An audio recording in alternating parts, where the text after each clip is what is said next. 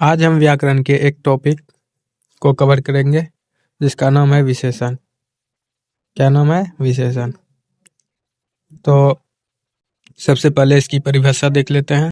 इसका परिभाषा है जिस शब्द से किसी व्यक्ति या वस्तु के विशेषता का बोध हो उसे विशेषण कहते हैं।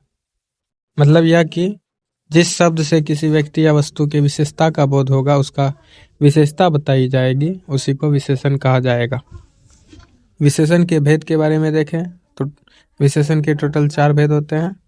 पहला है गुणवाचक, दूसरा है संख्यावाचक, तीसरा है परिणामवाचक, चौथा है सार्वनामिक वाचक। अब एक एक करके सारे वाचक के बारे में जानेंगे, सारे विशेषण के बारे में जानते हैं। सबसे पहला है गुणवाचक विशेषण किसे कहते हैं।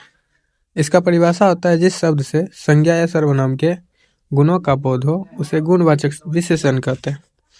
गुणवाचक विशेषण किसे कहते हैं? तो जिस शब्द से संज्ञा या सर्वनाम के गुणों का बोध हो, किसका बोध हो? गुणों का बोध हो, उसे गुणवाचक विशेषण कहते हैं।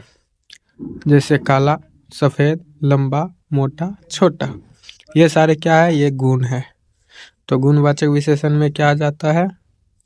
जिससे गुण का बोध होता है वही, जैसे कि काला, सफेद, लंबा, मोटा, छोटा आदि। दूसरा है संख्यावाचक विशेषण किसे कहते हैं। दूसरा है संख्यावाचक विशेषण किसे कहते हैं? जिस शब्द से संज्ञा या सर्वनाम के संख्या का बोध हो उसे संख्यावाचक विशेषण कहते हैं। यहाँ पे संख्या पर जोर दिया गया है। जिस शब्द से संज्ञा या सर्वनाम के संख्या का बोध हो उसे संख्यावाचक विशेषण कहते हैं।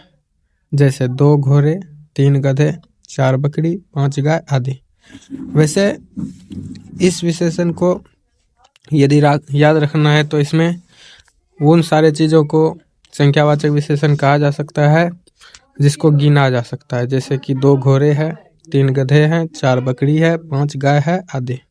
तो इन सारे चीज़ों को गिना जा सकता है, काउंटिंग की जा सकती है, इसीलिए ये कौन सा विशेषण हो गया? संख्यावाचक विशेषण। अगला है परिणामवाचक विशेषण किसे कहते हैं। तो इसका परिभाषा है जिस वस्तु को नापा या तौला जा सके उसकी विशेषता बताने वाले शब्द को परिणामवाचक विशेषण कहते हैं। तो परिणाम, इस जगह परिणामवाचक विशेषण होगा। जिस वस्तु को नापा या तौला जा सके उसकी विशेषता बताने वाले शब्द को परिणामवाचक विशेषण कहते हैं। जैसे 1 किलो आटा, 2 किलो गेहूँ, आधा किलो दाल, 2 लीटर घी। जैसे कि उसमें हम देखते हैं कि संख्यावाचक विशेषण में जिन सारे चीज़ों को गिना जा सकता है उसको संख्यावाचक विशेषण कहा जाता है। तो उसी प्रकार से इसमें हम देखेंगे कि जिसको नापा या तौला जाए उसी को परिणामवाचक विशेषण कहेंगे। जैसे कि 1 किलो आटा, 2 किलो गेहूँ, आधा किलो दाल, 2 लीटर दूध, इन सारी चीज़ों को नापा जा सकता है, इसीलिए ये परिमाणवाचक विशेषण कहलाएगा। अंतिम है चौथा नंबर, सार्वनामिक वाचक विशेषण किसे कहते हैं। तो इसका परिभाषा होगा वे सर्वनाम शब्द होते हैं जो संज्ञा या सर्वनाम के पहले आकर उसकी विशेषता बताते हैं, उसे सार्वनामिक विशेषण कहते हैं। जैसे कि यह लड़का, कोई बच्चा, मेरा घर इत्यादि।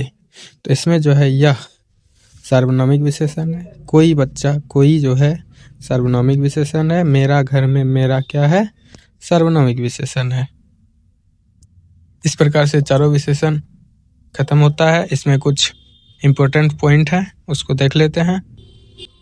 पहला है विशेष्य। तो विशेष्य का परिभाषा होता है वह संज्ञा या सर्वनाम शब्द होता है जिसकी विशेषता कोई विशेषण शब्द बताता है, वह विशेष्य कहलाता है। जैसे कि काली बिल्ली में यदि देखी जाए तो काली जो है विशेषण है और विशेष्य क्या है? बिल्ली, क्योंकि बिल्ली की यहाँ विशेषता बताई जा रही है कि बिल्ली कैसी है? काली।